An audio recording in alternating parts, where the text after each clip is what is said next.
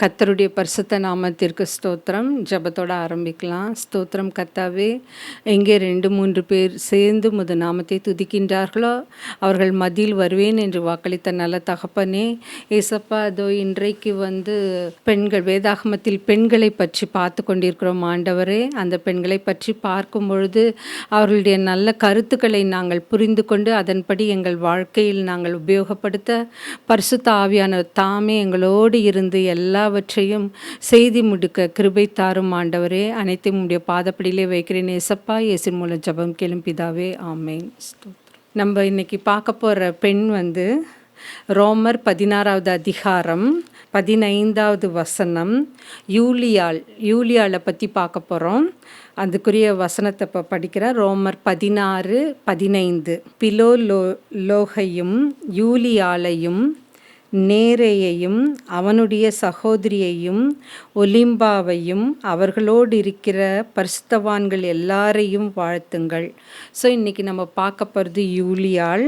அதற்கு முன்பாக பார்த்திங்கன்னா ஒரு சிறிய கருத்து. ஒரு 2 வீக்ஸ்க்கு முன்னாடி சித்தூரில் பெண்கள் மத்தியில் ஒரு மெசேஜ் கொடுக்க கூப்பிட்ருந்தாங்க. அப்போது எனக்கு 2 வீக்ஸாக ஃபீவர் ப்ளஸ் கோல்டு காஃப் எல்லாம் இருந்ததுனால என்னால் போக முடியல. அப்போது சரி ஃபீவராக இருந்தால் கூட எப்படியாவது போயிடலாம் அப்படின்னு நான் யோசித்தேன். ஆனால் என்னால் போக முடியாத சூழ்நிலை. அதனால் நான் சொல்லிவிட்டேன் அந்த பிரதர்கிட்ட, இல்லை பிரதர் என்னால் வர முடியல, ஃபீவராக இருக்குது அப்படின்னா. அவங்க வேறு ஒருத்தரை அரேஞ்ச் பண்ணியிருந்தாங்க. அப்போது அவங்க யார் அரேஞ்ச் பண்ணாங்கன்ட்டு அந்த பர்சனோட டீட்டெயில்ஸ் எல்லாம் எனக்கு அனுப்பிச்சிருந்தாங்க. எனக்கு பார்த்த உடனே எனக்கு டக்குன்னு என்னென்னா ஐ ஹேட் சம் டிஸ்பியூட், ஒரு டிஃப்ரென்ஸ் ஆஃப் ஒப்பீனியன் இருந்தது. என்னன்னாக்கா அவங்களுடைய வாழ்க்கையில் அவங்க மனதில் நிறைய ஹேட்ரட் டுவர்ட்ஸ் அதர்ஸ், எல்லார் மேலேயும் ஒரு சிலர் மேலே அவங்களுக்கு எந்த விதமான கன்சர்ன் கிடையாது. அப்படின்னா யார் மேலேயும் எந்த அக்கறையும் இல்லை, எல்லார் மேலே கிடையாது, ஒரு சிலர் மேலே. அப்படி இருக்கிறப்போ நான் அந்த பிரதரை கேட்டேன் வென் அவங்களுக்கு ஒரு கன்சர்னோ இல்லை மனதில் ஏற்றடோ இருந்தால் எப்படி போய் கர்த்தருடைய மெசேஜ் அவங்களால தர முடியும்? அவங்க மெசேஜ் கொடுத்தா அந்த இடத்துல எப்படி ஆத்துமாக்கள் கிரியை செய்யும்? அவங்க எப்படி கர்த்தருடைய சத்தியத்தை சொல்ல முடியும்? அவங்க ப்ரேயர் எப்படி கர்த்தரால் ஏற்றுக்கொள்ளப்படுமா அப்படின்லாம் நான் கொஸ்டின் கேட்டு, அதுக்கப்புறமா நான் சொன்னேன், சரி பிரதர், சாரி, ஏன்னா இதிலலாம் நான் இன்டர்ஃபியர் ஆகக்கூடாது, ஏன்னா கர்த்தருடைய சத்தியத்தை சொல்ல போகிறாங்க. பட் ஆனால் நான் இப்படி எதிர்பார்த்தேன். சரி, இப்போ எனக்கெல்லாம் எப்படின்னா, இப்போ நான் ஏதாவது ஒரு தப்பு பண்ணிட்டாலோ எனக்கு அது உறுத்திட்டே இருக்கும். அடுத்த வாரம் நான் மெசேஜ் உங்ககிட்ட பகிர்ந்து கொள்வதற்கு முன்பாக எனக்கு அதில் கர்த்தரிடத்தில் நான் மன்னிப்பு கேட்டு ஒப்புரவு ஆகலைன்னு வச்சுங்களேன், என்னால் ஃப்ரீயாக மெசேஜ் தர முடியாது. ஏதோ ஒரு தடை வந்துகிட்டே இருக்கும். அதனால் நான் எப்போவுமே என் மனதளவில் நான் உண்மையாக இருக்கேனா, பரிசுத்தமாக இருக்கிறேனா அப்படின்னு நான் பார்த்துக்குவேன். ஸோ அதை தான் நான் மற்றவர்களிடத்திலும் எதிர்பார்த்தேன். அதுக்கப்புறம் நான் யோசித்தேன் கொஞ்சம் நேரம் கழிச்சு, சரி யாரோ ஒருத்தர் மெசேஜ் கொடுக்க போகிறாங்க, நம்ம ஏன் அதை பெருசு சொல்லணும் அப்படின்ட்டு அந்த பிரதர்கிட்ட சாரி கேட்டேன். சாரி பிரதர் அப்படின்னு. ஆனால் நீங்கள் இந்த வேதாகமத்தில் நம்ம இப்போ பார்த்துட்ருக்க இந்த 16வது அதிகாரத்தில் பார்த்திங்கன்னா, ரோமர் 16வது எல்லாமே பெண்களை பற்றி தான் பவுல் பாராட்டியிருப்பார். பெண்கள் செய்த ஊழியங்களை பாராட்டியிருப்பார். அவங்க உறுதுணையாக இருந்தாங்க. ஸோ பை நேச்சராகவே பெண்கள் எடுத்துக்கிட்டிங்கன்னா அவங்களுக்கு விருந்தோம்பல், இரக்கம், போதனை, பணிவிடை இதிலெல்லாம் சிறந்து விளங்குவார்கள். அப்படி இருக்கிறப்போ நம்ம ஃபேமிலிலையும் பார்க்கலாம், வேலை செய்கின்ற இடத்துலையும் பார்க்கலாம், ஒரு மாதிரி அந்த ஹேட்ரட் இருக்கும், கன்சர்ன் இருக்காது. அதெல்லாம் பார்க்குறப்போ நம்ம எனக்கு கஷ்டமாக இருக்கும். இன்னொன்று நம்ம யாருக்காவது உதவியாக இல்லைனாலும் பரவாயில்ல, ஆனால் உபத்திரவம் அந்த மாதிரி மட்டும் நம்ம யாருக்கும் ஆப்போசிட்டாக நம்ம செயல்படக்கூடாது. அந்த நேரத்தில் நம்மளுக்கு வந்து ஒரு தப்பான அபிப்பிராயம் அப்படி தோணுச்சுன்னா கூட உடனே you should sit and analyse your self and also the other person. யாரை குறித்து நம்ம யோசிக்கிறோமோ இல்லை பேசுகிறோமோ அவங்கள பற்றி யோசிக்கணும். அந்த நேரத்தில் அவங்களுக்கு என்ன சந்தர்ப்ப சூழ்நிலை அமைந்தது, ஏன் அப்படி பிஹேவ் பண்ணாங்க, அதெல்லாம் நம்மளுக்கு தெரியாதுல்ல. அதனால் நான் எப்போவுமே வந்து I have a second thought. ஸ்டார்டிங்கில் என்னோட கருத்தை தெரிவித்தாலும் அதுக்கப்புறம் யோசிப்பேன். நான் யோசித்துட்டு நம்ம வந்து அப்படி சொல்லியிருக்கக்கூடாதோ அப்படின்லாம் விளக்கிடுவேன். போய் அந்த சம்மந்தப்பட்ட ஆள்கிட்டயே சொல்லிடுவேன். ப்ளஸ் கர்த்தரிடத்திலும் வந்து நான் வந்து ஒப்புரவாகிடுவேன். அது வந்து நம்ம டெவலப் பண்ணிக்கணும் அந்த கேரக்டர்ஸ்லாம். இன்றைக்கி நம்ம பார்க்க போகிற இந்த பெண் வந்து யூலியாள் பார்த்திங்கன்னா, இவங்க எல்லாமே பார்த்திங்கன்னா இந்த ரோமாபுரியில் ஆதி திருச்சபையில் பவுலோடு சேர்ந்து ஊழியம் செய்த பெண்கள். அதுக்கப்புறம் பார்த்திங்கன்னா இவங்க எப்படி இருந்தாங்கன்னா, ஒரு ஆதி திருச்சபையின் விசுவாசியாக கருதப்பட்டார்கள். அதுக்கப்புறமா தேவ ஊழியரோடும் பரிசுத்தவான்களோடும் பவுலோடும் இணைந்து ஊழியம் செய்தார்கள். யாரும் வந்து தனித்தனியாக போய் ஊழியம் செய்யல. அந்த காலத்தில் ஆதி திருச்சபையிலெல்லாம் பார்த்திங்கன்னா ஒன்று கணவரோடு போய் சேர்ந்து ஊழியம் செய்வார்கள், இல்லை சகோதரர்களோடு சேர்ந்து ஊழியம் செய்வார்கள். அப்படி தான் அந்த பெண்கள் வந்து செயல்பட்டார்கள். இல்லை மற்ற ஊழியர்காரர்களோடு கூட சேர்ந்து அவங்க ஊழியம் செய்தார்கள். இதில் வந்து குறிப்பாக நம்ம என்ன பார்க்கணுன்னா, இப்படியெல்லாம் அவங்க ஊழியம் சேர்ந்து மற்ற ஆண்களோடு சேர்ந்து செய்கிறப்போ அதை வந்து யாரும் தப்பாக சொல்லலை. ஆனால் இந்த காலத்தில் பார்த்திங்கன்னா என்னையே எக்ஸாம்பிளாக நான் சொல்கிறேன். என்னென்னா, நான் வந்து யூஸ்வலாக ஐஎம்டிவியில் ரெக்கார்டிங்க்கு வருவேன். ரெக்கார்டிங் முடித்தோடனே நான் வந்து வயதில் இங்கே இருக்கிறவங்க எல்லாரை விட வந்து மூத்தவங்க. அப்படின்னா ஒரு அம்மா ஸ்தானம்னு வச்சுக்கோங்களேன். இங்கே வேலை செய்கிற பசங்க எல்லாருமே சின்ன பசங்க. அதனால் எல்லாருமே என்கிட்ட நல்லா பேசுவாங்க, பழகுவாங்க.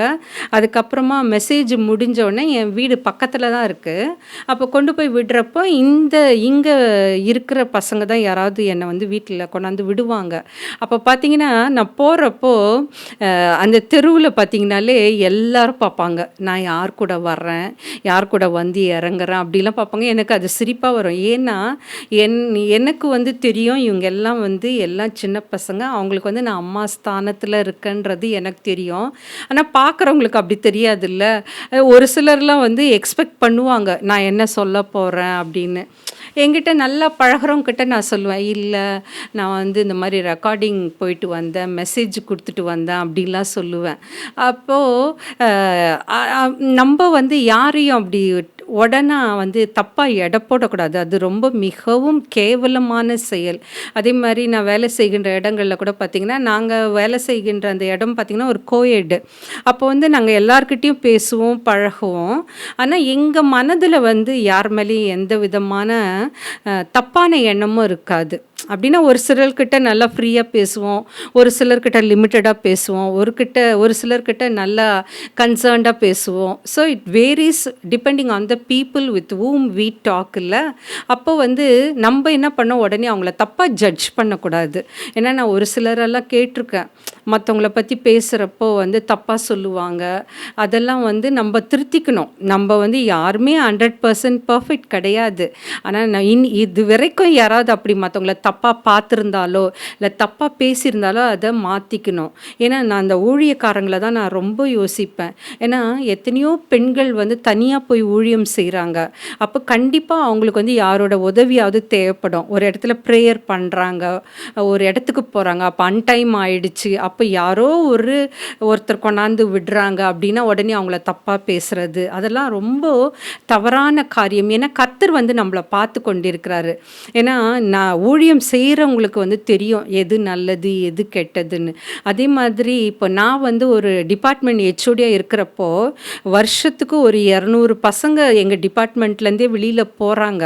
அப்போ அவங்களுக்கெல்லாம் நான் வந்து நீ இப்படி நடந்துக்கணும், இப்படி செய்யணும், இப்படி பேசணும்னு சொல்லித்தரேன். நான் எப்படி அப்படி தப்பான காரியத்திலையோ இல்லை தப்பாவோ போய் மற்றவங்களோட பேச முடியும் இல்லை பழக முடியும்? அதை கொஞ்சம் சிந்தித்து பார்க்கணும். ஏன்னா நம்ம ஆல் ஆஃப் எ சடன் வந்து ஒருத்தரை வந்து குற்றப்படுத்துகிறோம். அது வந்து ஒரு மிகவும் தவறான செயல். அதுக்கப்புறம் பார்த்திங்கன்னா இந்த பெண்கள் வந்து ஆனா கர்த்தராகிய இயேசு கிறிஸ்து ஆதி திருச்சபையில ஆதி காலத்துல பார்த்தீங்கன்னா, பெண்களுக்கு வந்து அந்த அளவுக்கு உரிமை வழங்கப்படவில்லை. அவங்களுக்கு வந்து படிப்பறிவு கூட குறைவா இருந்தது. அந்த பெண்களுக்கு பார்த்தீங்கன்னா, படிப்பறிவும் குறைவா இருந்தது. அதனால இந்த யூதர், கிரேக்கர், ரோமர் இந்த சபைகள்லாம் பார்த்தீங்கன்னா, பெண்களை வந்து அடக்கி வைத்திருந்தார்கள். ஏன்னா, அவங்கள வந்து கலாச்சாரம் அப்படி இருந்தது. அவங்கள வந்து ஃப்ரீயா பேச விட மாட்டாங்க. அவங்க கருத்தை ஃப்ரீயாக சொல்ல முடியாது.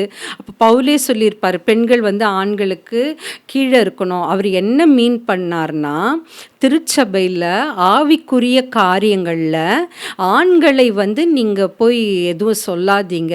ஆவிக்குரிய விஷயத்தில் ஆண்களுக்கு மேலாக நம்ம போய் எதுவும் சொல்லக்கூடாது. ஆனால் இந்த காலத்தில் பார்த்தீங்கன்னா, பெண்களுக்கும் ஆண்களுக்கும் வந்து கர்த்தர் வந்து சமமாக தான் எல்லா விஷயத்துலேயும் பார்த்தீங்கன்னா, பெண்களும் போய் பிரசங்கம் பண்ணுறாங்க, ஆண்களும் பண்ணுறாங்க. இந்த காலத்தில் எல்லாருமே வந்து எல்லா வேலைகளையும் பெண்கள் வந்து ஆண்களுக்கு நிகராக எல்லா காரியங்களையும் செய்கிறார்கள். ஆனால் அட் த சேம் டைம் நீங்கள் என்ன பண்ணணும்னா, இப்போ வந்து மினிஸ்ட்ரியில் இருக்கிற பெண்கள் பார்த்தீங்கன்னா, ஒரு சிலர் எல்லாருமே கிடையாது, குடும்பத்தை சரியாகவே கவனிக்க மாட்டாங்க. அவங்க கடமையும் முடிச்சுட்டு வந்து இதையும் செய்ய கற்றுக்கணும்.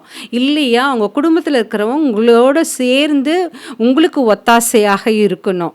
யூஸ்வலாக சொல்லுவாங்க, for success of every woman or men வந்து அட் த பிஹைண்ட் வந்து ஒரு மென் இருக்கலாம், இல்லை ஒரு விமன் இருக்கலாம். இப்போ விமனுக்கு வந்து ஃபார் எவ்ரி சக்ஸஸ்ஃபுல் உமன் பார்த்தீங்கன்னா there is a man at the பிஹைண்டுன்னுவாங்க. அதே மாதிரி ஒரு மேனுக்கு ஒரு விமன் இருப்பாங்கன்னலாம். அந்த மாதிரி ஒருத்தருக்கு ஒருத்தர் அனுசரணையாக ஆதரவாக நம்ம செய்யலாம்.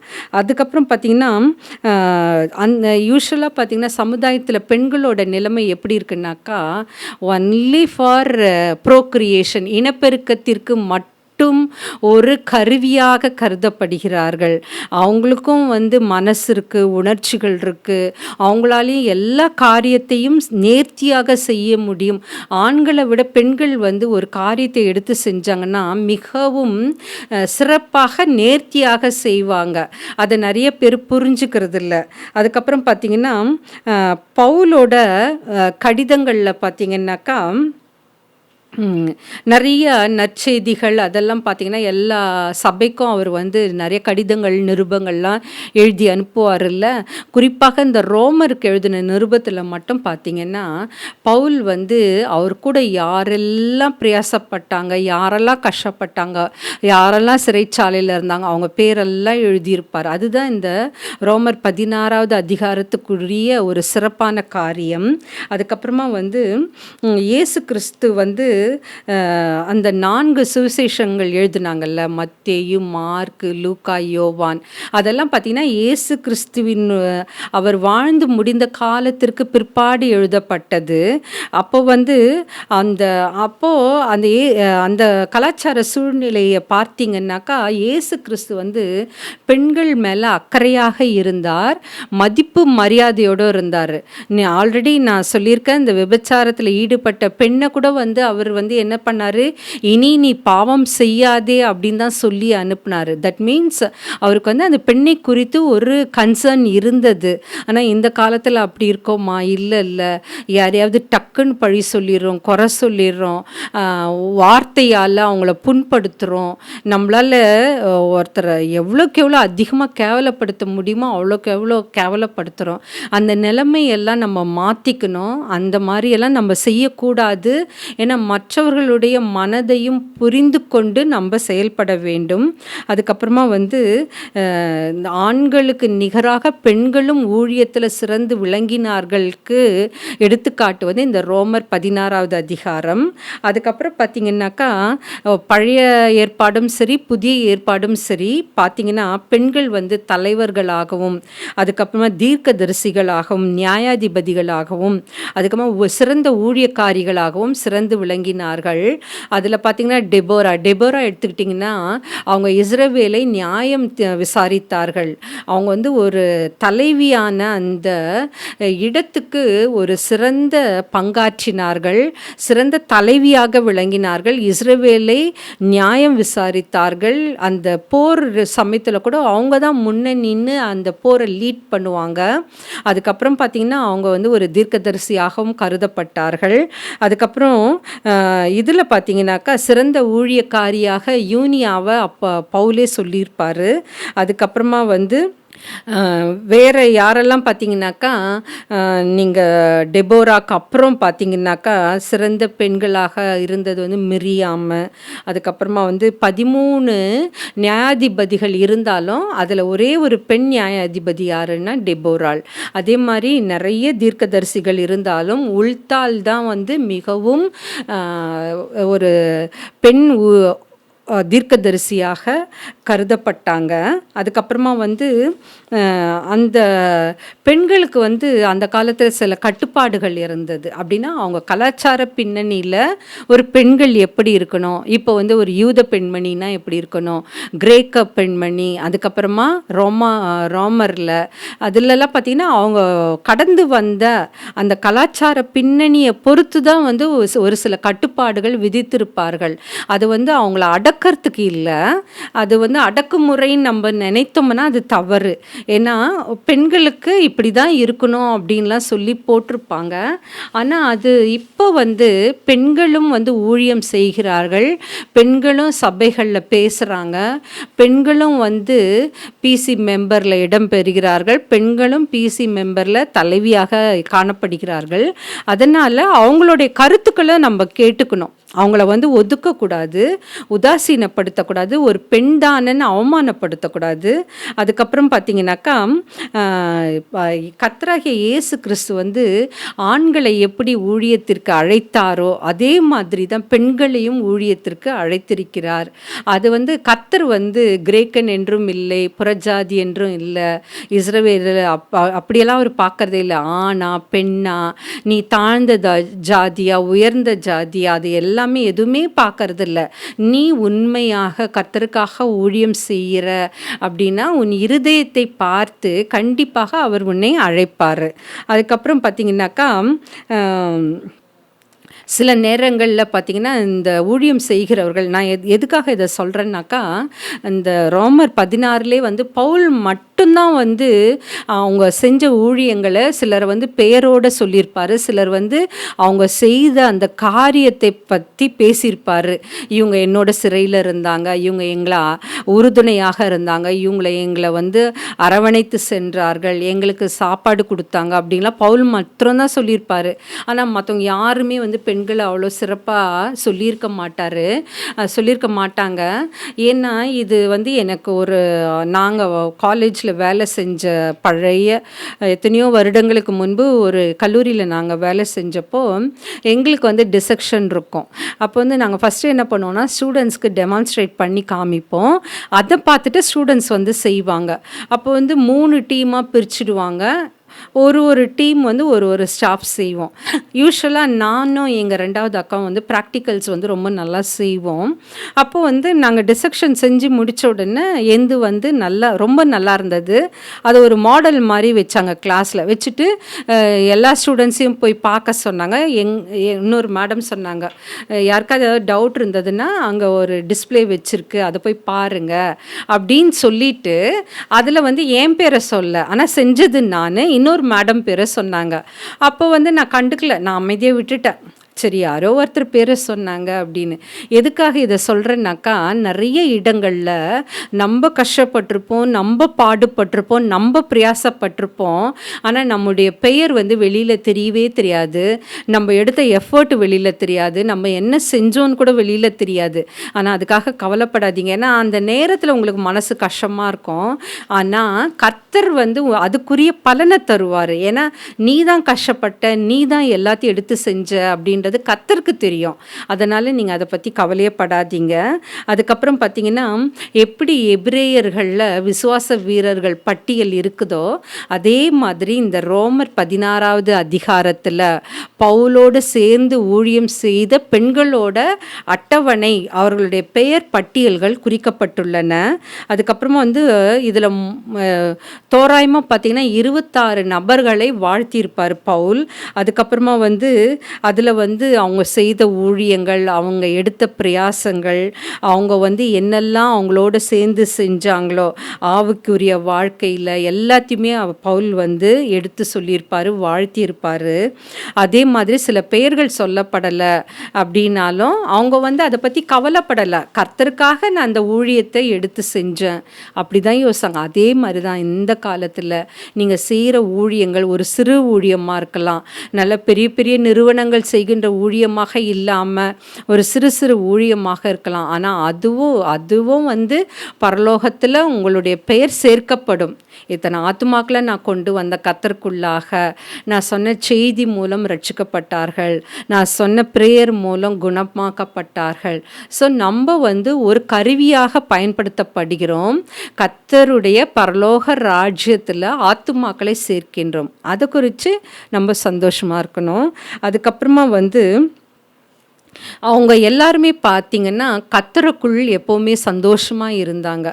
என்ன கஷ்டம், போராட்டம், பிரச்சனைகள், இழப்புகள் எது இருந்தாலும் அவங்க ஊழியக்காரர்கள் எல்லாமே கர்த்தருக்குள் சந்தோஷமாக இருந்தார்கள். ஆனால் இப்போ நம்ம அப்படி இருக்கிறோமா?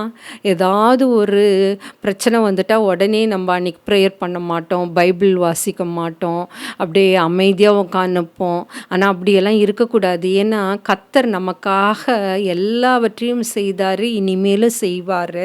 அது ஏதாவது நம்மளுக்கு தடைப்படுதுன்னா அதுக்குரிய நோக்கம் ஒன்று இருக்கும். அது கர்த்தர் ஒருவரை தவிர வேறு யாருக்குமே தெரியாது.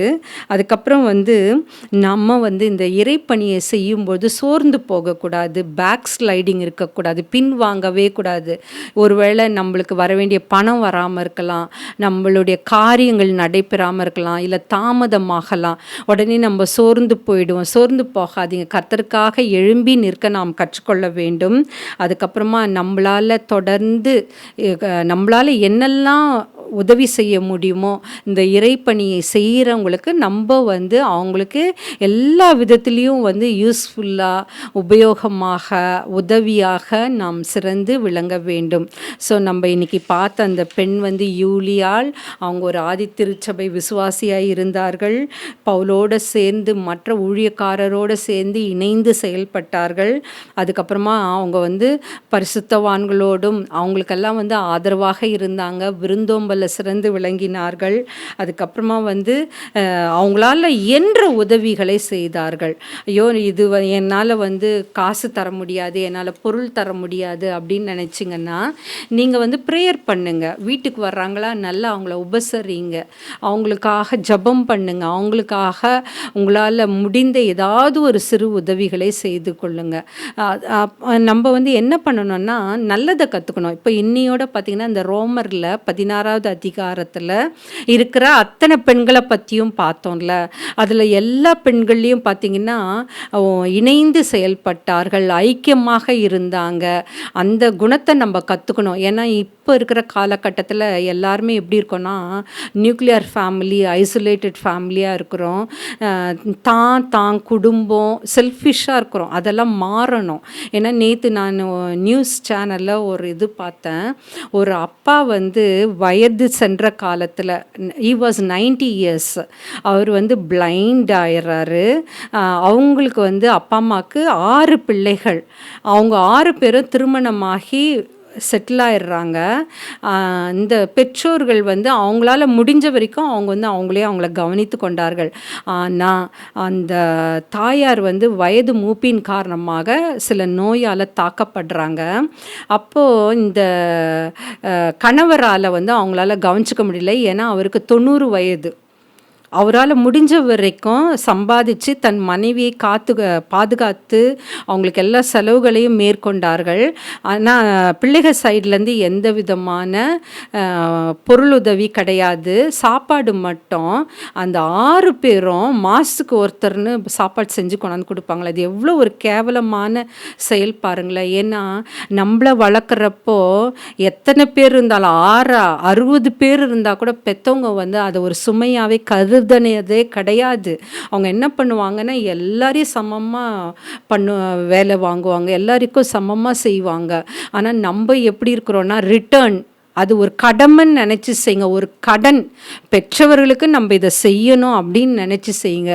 அதுக்கப்புறம் பார்த்திங்கன்னா அவர் வந்து அந்த 90 வயசு அவரோட இயலாமை, அவர் கண்ணு தெரியாமல் போகுது. அதனால் மனைவியை வந்து நைட்டில் வந்து ரெஸ்ட் ரூமுக்கு கூட்டு போக முடியல. அதனால் என்ன பண்ணுறாரு, அந்த அம்மா கத்துற அந்த சத்தத்தை கேட்க முடியாமல் கருணை கொலை செய்தார்கள். நியூஸில் அப்படி தான் சொன்னாங்க. அதை கேட்குறப்போ என் உள்ளம் வந்து ரொம்ப உடைந்து போனது. ஏன்னா 6 பேர் இருக்காங்க, ஒருத்தர் கூடவா வந்து அந்த இரக்கம் இல்லையா? ஒருத்தர் கூட அந்த கன்சர்ன் இல்லையா? தன்னை பெற்றவங்களுக்கு போய் கவனிக்கணும். தன்னை கூட பிறந்தவங்கள இன்றைக்கி எத்தனையோ பேர் பார்த்திங்கன்னா பெற்றவங்களையும் கூட பிறந்தவங்களையும் பேர்டனாக நினைக்கிறாங்க. அவங்கள வந்து சும்மா போய் பார்த்தோம், பேசணும், பழகணும், அவ்வளோதான். அது அப்படியே விட்டுடுறாங்க. அவங்களோட நிலைமை வந்து மிகவும் பரிதாபமாக காணப்படுகிறது. இந்த செய்தி கேட்டுக்கொண்டிருக்கிற நீங்கள் எல்லாரும் வந்து அப்படி இருக்காதீங்க. ஏன்னா இந்த காலத்தில் நம்ம செய்கின்ற ஒவ்வொன்றுக்கும் அதனுடைய பலன் கிடைக்கும். இப்போ நீங்கள் வந்து உங்கள் பெற்றவங்களையோ உங்களை கூட பிறந்தவங்களையோ கவனிக்கலன்னு வச்சுங்களேன், அந்த பிள்ளைகள் உங்கள் பிள்ளைங்க வளர்ந்து நாளைக்கு உங்களையும் அவங்க கூட பிறந்தவங்களையும் கவனிக்காமல் அப்படியே அனாதையாக விட்டால் நீங்கள் என்ன பண்ணுவீங்க? நீங்கள் என்ன பண்ணுறீங்களோ அதை பார்த்து தான் அந்த குழந்தைங்க வளருது. நீங்கள் இன்றைக்கி என்ன செய்கிறீங்களோ அது நாளைக்கு உங்களுக்கு அளக்கப்படும். அதை மறக்கவே மறக்காதீங்க. ஸோ இனி வரும் காலங்களில் கர்த்தருக்குள்ளே சந்தோஷமாக இருங்க. உங்களால் ஆன உதவியை செய்யுங்க. யாரையும் வந்து வெறுத்து ஒதுக்காதீங்க, பேர்டனாக நினைக்காதீங்க. உங்களால் முடிந்தால் செய்யுங்க, முடியலையா நல்லதனமாக எடுத்து சொல்லுங்கள். இல்லை என்னால் முடியல, என்னால் முடிகிறப்ப நான் செய்கிறேன், என்கிட்ட இருந்தப்போ நான் செஞ்சேன், இப்போ என்னால் முடியல. அந்த மாதிரி கன்சர்னாக பேச கற்றுக்கணும். நம்ம ஒருத்தர்கிட்ட ஆதரவாக பேச கற்றுக்கணும். ஸோ இனிமேல் வரும் காலங்களில் இந்த அக்டோபர் மாதம் ஒரு புதிய மாதத்தில் நீங்கள் அடியெடுத்து வைத்திருக்கிறீங்க. நல்ல பண்புகளை நம்ம வளர்த்துக்கணும். ஏன்னா நானும் வந்து நிறைய பண்புகளில் பின்தங்கி இருக்கலாம். ஆனால் இந்த மெசேஜ் கொடுக்குறப்போ வந்து பார்த்திங்கன்னா நானும் நிறைய கற்றுக்குவேன். உங்களுக்கு சொல்கிறது மாத்திரம் இல்லை, நானும் வந்து ஐயோ நம்ம உடனே நான் செல்ஃப் அனாலிசிஸ் பண்ணி பார்ப்பேன். நீங்களும் அந்த மாதிரி செல்ஃப் அனலைஸ் பண்ணுங்கள். நான் எப்படி இருக்கிறோம், நான் என்ன பண்ணுறேன், மற்றவங்க என்ன கர்த்தருடைய பார்வையில் நான் எப்படி இருக்கிறேன், அதெல்லாம் we should do the self analysis. Okay, சரி. நம்ம இப்போ வந்து நம்மளை முற்றுமாக அர்ப்பணித்து கர்த்தரிடத்தில் நம்ம வந்து நம்மளை முற்றிலுமாக அர்ப்பணிக்கலாம். கர்த்தர் நம்மளை மாற்றுவார். ஸ்தோத்திரம் ஆண்டவரே, ஸ்தோத்திரம் கர்த்தாவே.